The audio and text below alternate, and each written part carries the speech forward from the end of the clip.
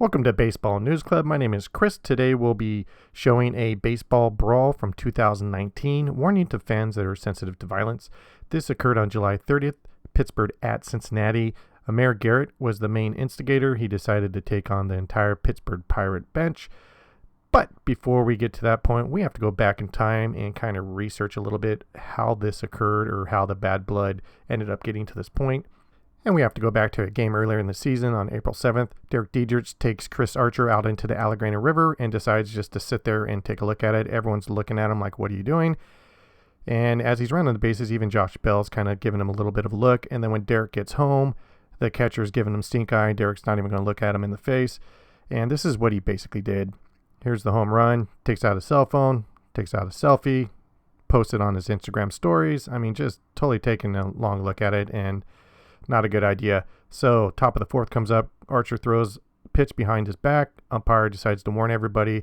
And that's not bad. I don't have a problem with that. He didn't throw out his head. He didn't hit him.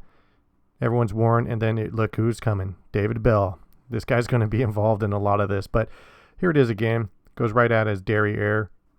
Now David Bell comes out. He's heated. I'm not sure why he's so upset because this player just showed up. Chris Archer with that home run.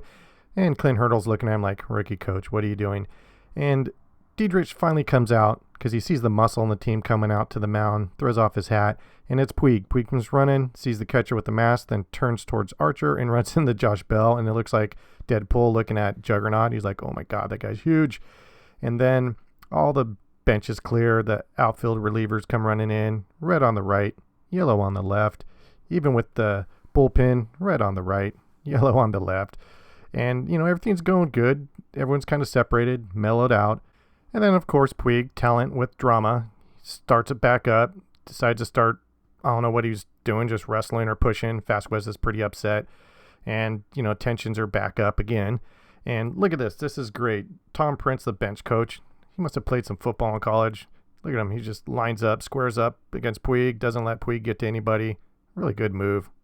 And then, Puig is ejected, of course, and then also Felipe Vasquez, but Felipe waits till Puig leaves before he exits. Doesn't matter, Chris Archer strikes out Dietrich. That's the end of that. Move top of the eighth, Derek hits another home run into the Allegheny off of Nick Kingman. Does give a little bit of a look, but not as exaggerated as the first home run. Let's compare him. Here's his second home run in the eighth inning. Kind of gives a little neck lean and then starts running. But then here's the first home run of the game. Look at him just standing there staring at it. Now we skip ahead 3 months later on July 30th. Keone Kela buzzes Dietrich's tower. Dietrich was pinch hitting. This was his first pitch. And look at that, right up top. Not really advised nowadays. He could have just easily thrown it at behind him or thrown it into his hip. And Dietrich's kind of like, what the hell was that? And you know what it was about, dude. And he ends up striking him out anyhow. But when he gets off the mound, he starts jawing the Cincinnati bench. And then in between innings, Votto comes over and is like, you could have just walked off the mound. You didn't have to do that. You have the ball.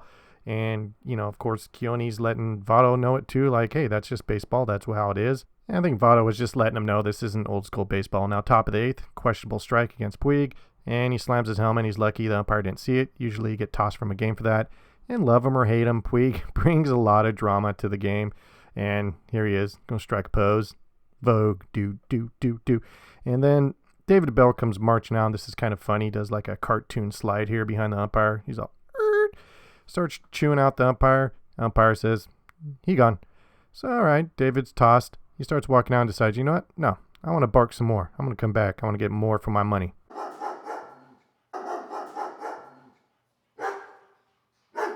I move top of the ninth, and Jared Hughes on the mound ends up hitting Starlin. He's tossed right away, so they bring in Amir Garrett, who ends up getting 2 outs. And as he's finishing his second out, he's walking to the mound, and Pittsburgh's barking at him from the dugout. I don't know if this is Kyle Crick or if it's Trevor Williams, but you can see Garrett there looking over going, hold on. He's talking to him. He's getting really emotional on the mound. He keeps on pointing at him.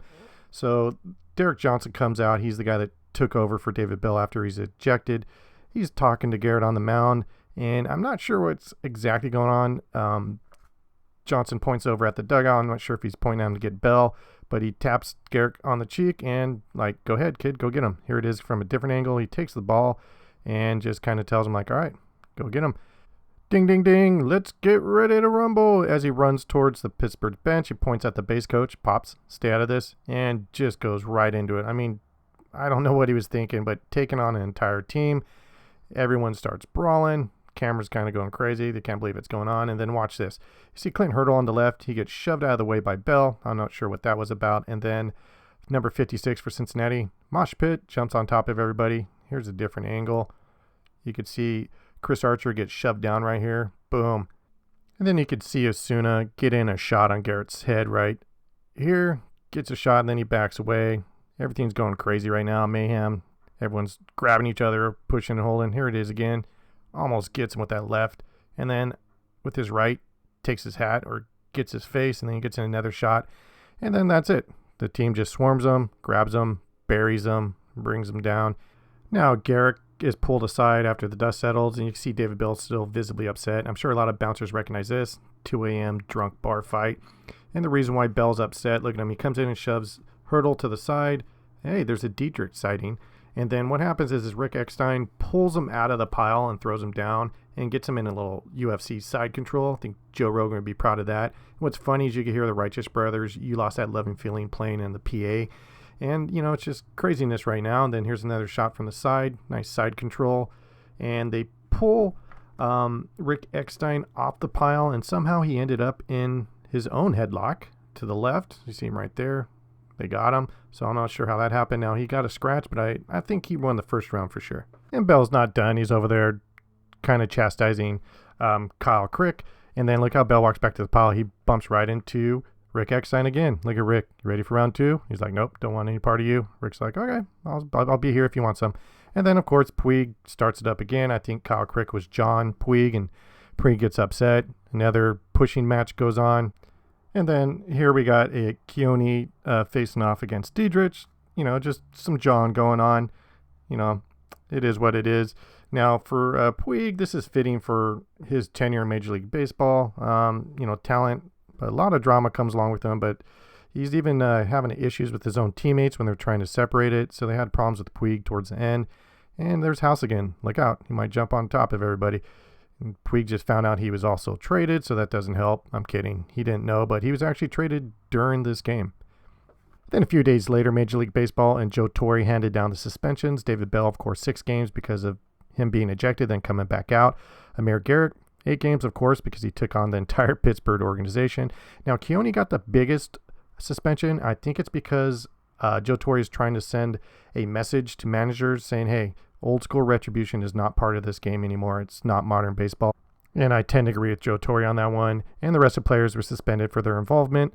Thank you for watching Baseball News Club. Have yourself a great day.